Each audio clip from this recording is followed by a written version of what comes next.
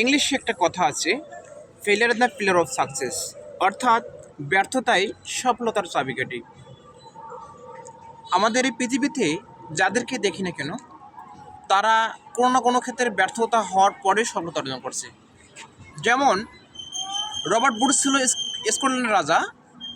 সে যুদ্ধে বারবার পরাজিত হয়, কিন্তু যখন সে একটি স্পাইডারকে দেখলো, সে ওয়ালের বারবার উঠতে চাচ্ছে, নামতেছে।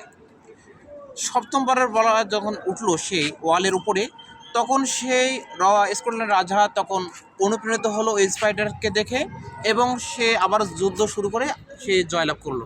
ঠিক সেভাবে আমরা শুধু আমাদের বাংলাদেশে নয়, পৃথিবীর সব দেশে, প্রায় 395টি দেশে যারা আজ পৃথিবীর বুকে ভালো কিছু করেছে, অবশ্যই তাদের মধ্যে রয়েছিল পরিশ্রম, কষ্ট আর সাধনা।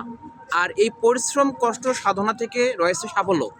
ইংলিশ ঢালা পড়ে, গণিত ঢালা পড়ে, যেমন পুরো বই পড়ে, যেমন আমাদের যে কমন, সে কমনটা যেমন পাওয়া যায় না, তেমনই আমরা যদি সিস্টেম ওয়াইজ যদি গণিত এবং ইংলিশের বিষয়গুলো পড়ি, তাহলে আমরা পরীক্ষা কমন পেতে পারি।